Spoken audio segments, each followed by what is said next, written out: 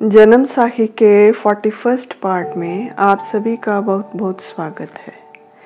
गुरु नानक देव जी अपने साथियों के साथ चलते चलते एक गांव में पहुंचे। वहां उन्हें एक बाडी या कारपेंटर मिला। उसने उनकी बहुत सेवा की। सुबह वह कारपेंटर कहीं गया हुआ था। गुरुजी ने पीछे से उसकी झोंपड़ी तोड़ दी, उसका पलंग और मिट्टी के बर्तन भी तोड़ दिए और भाई मर्दाना व भाई बाला के साथ वहां से चले गए।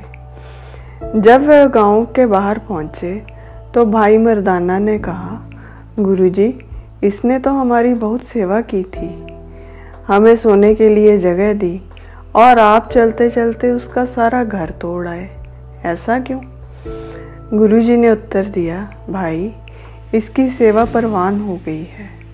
जिस तरह द्वापर युग में श्री कृष्ण जी ने सुदामा की सेवा के बदले उसको रत्नों से जड़ा घर दिया और सब सुख सुविधाएं दी, वैसे ही इस भक्त को भी अद्भुत घर और सुख सुविधाएं देनी है। उधर जब वह कारपेंटर घर पहुंचा तो उसकी झोंपड़ी की जगह बहुत सुंदर महल बना हुआ था। यह देखकर वह आश्चर्यचकित रह गया। कुछ देर के लिए वह पहचान ही नहीं पाया कि क्या सच में वो अपने घर वापस आया है या किसी और के घर ही पहुंच गया। फिर कुछ समय बाद जब निश्चय हुआ कि यह तो वही जगह है, तो वह विस्माद की अवस्था में महल में दाखिल हुआ। वहां उसने देखा कि सोने के बर्तन सोने की मोहरों से भरे हुए पड़े थे। सुंदर वस्त्र और पलंग और सब सुख सुविधाएं वहां उपलब्ध थी। इस आश्चर्य को देख बस्ती के लोग भागकर गुरुजी के पास गए और प्रेम पूर्वक गुरुजी से प्रार्थना की कि आप कृपा कर कुछ देर हमारी बस्ती में ही रहें और हमारा कल्याण करें। गुरुजी उनका प्रेम देखकर कुछ देर के लिए वहीं रुक गए। उन्होंने वहां एक धर्मशाला बनवाई और रोज सुबह वहां कीर्तन होने लगा। एक छोटी आयु का बालक वहां आसपास अपनी बकरियां चराने आता था। वह रोज चोरी चोरी कीर्तन सुनता और शर्माने के कारण बिना गुरुजी से मिले चला जाता। एक दिन गुरुजी ने भाई बाला को उस लड़के को बुलाने भेजा। भाई बालाजी जाकर उसे बुला लाए। गुरुजी ने पूछा, कहो बालक, तुम्हारा क्या नाम है? उस बालक ने बताया, मुझे बूढ़ा बुलाते हैं, मैं यहाँ अपनी और पराई सभी बकरियां चराता हूँ। गुरुजी बोले, अच्छा, अब जाओ अपना काम करो और अपनी बकरियां संभालो। उस लड़के ने हैरानी से पूछा, पहले मुझे बुलाया और अब बिना किसी काम के मुझे कह रहे हो जाओ। जब कोई काम ही नहीं था तो मुझे बुलाया क्यों?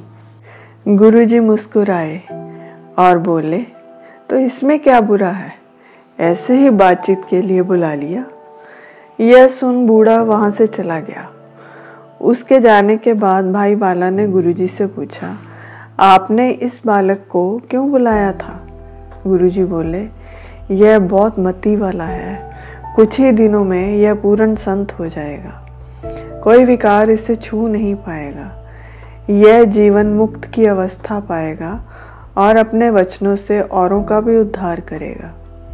भाई बाला ने फिर पूछा, अगर ऐसा है तो इसने शंका से क्यों पूछा कि आपको मुझसे क्या काम है? गुरुजी ने उत्तर दिया, अभी इसके हृदय में प्रकाश उत्पन्न नहीं हुआ है। जब इसका हृदय रूपी कमल खिल जाएगा तो इसे दिव्य दृष्टि प्राप्त हो जाएगी। भाई बाला ने फिर पूछा, इसके हृदय में प्रकाश कब होगा? गुरुजी ने उत्तर दिया, जल्दी ही, कल देखना कैसे इसके मोह के वज्र कपाट खुलते हैं। अगले दिन सुबह सुबह ही अपने घर से माखन लेकर माता पिता से चोरी वह बालक गुरुजी के पास पहुंचा और माखन भेंट स्वरूप गुरुजी के आगे रख दिया। स्वयं उनके सामने बैठ गया। गुरुजी ने पूछा, यह माखन कहाँ से लाए? बूढ़ा ने उत्तर दिया, संतों के दर्शनों के लिए खाली हाथ नहीं जाते, इसलिए मैं घर से चोरी चोरी आपके लिए माखन लाया हूँ। गुरुजी बोले, अगर तुम्हारे माता पिता को पता चल गया कि तुम चोरी चोरी मक्खन मुझे देने आए थे तो तुम्हें मारेंगे। मैं यह मक्खन नहीं लूँगा, तुम इसे घर ले जाओ। तुम जो लाए हो वो मुझे ऐसे ही पहुँच गया है। यह सुनकर बूढ़ा रोने लगा और कहा, माता पिता तो मुझे कब मारेंगे, आप तो अभी मुझे मार रहे हो। गुरुजी प्रेम से बोले, मुख से बुरी बात नहीं निकालते, मैंने तो तुम्हारा भला ही चाहा। मैंने तुम्हें कब मारा जो तुम रो रहे हो। बालक रोते हुए बोला, आप मुझे जन्म मरण के चक्कर से मुक्ति प्रदान करें। गुरुजी ने सवाल किया, तुम अभी बालक हो और इतनी बड़ी बात कैसे करते हो। बालक ने बताया कि कुछ दिन पहले हमारे गांव के पास कुछ सैनिक ठहरे थे। उन्होंने हमारी सारी फसलें कच्ची पक्की सब जला दी और कुछ लकड़ियां भी जलाई।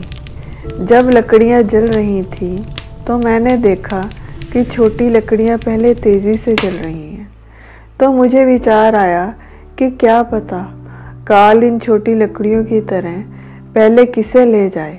क्या भरोसा है, वह बच्चा या बूढ़ा कोई भी हो सकता है। आप मुझ में से अवगुणों को नष्ट कर और तम यानी अंधकार का आवरण हटाकर उस प्रभु के दर्शन करवाओ। गुरुजी प्रसन्न होकर बोले, तुम बच्चे नहीं हो, तुम में एक बूढ़े की समझदारी है। आज से तुम्हारा नाम बाबा बुड्ढा है। फिर गुरुजी ने कृपा कर उसे ज्ञान की प्राप्ति करवाई और सारी द्वैत मिटा दी और हिदायत दी कि अब रोज सुबह उठकर स्नान करके प्रभु का सिमरन किया करो। बालक बोला, आपने मुझे स्नान करने योग्य कहाँ छोड़ा है। अब तो मुझ में थोड़ी सी भी मैल बाकी नहीं रही। आपसे मुझे परम आनंद की प्राप्ति हुई है। गुरुजी ने समझाया, जीवन में तुम्हें अनेक लोग मिलेंगे जो तुम्हें देखकर शुभ कार्य करने लगेंगे। उनमें रुचि जगाने के लिए तुम्हें यह नियम अपनाने चाहिए। इस तरह वह बालक उनसे बातें करता रहा और वापस घर नहीं गया। उधर उसके माता पिता उसे ढूंढते हुए वहां आ पहुंचे। अब उस बालक को डर था कि माता पिता उसे मारेंगे, परंतु जब उसके माता पिता की नज़र उस बालक पर पड़ी तो सफ़ेद दाढ़ी लिए वह एक वृद्ध में परिवर्तित हो चुका था।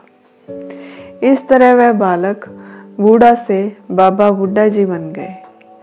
सिख इतिहास में यह एक महान संत रहे हैं जिन्होंने छठी पातशाही श्री गुरु हरगोबिंद जी तक गुरु गद्दी देने की सभी रस्में पूर्ण की। पांचवें गुरु जी श्री गुरु अर्जुन देव जी की पत्नी माता गंगा को पुत्र का वरदान दिया जो कि गुरु हरगोबिंद जी थे।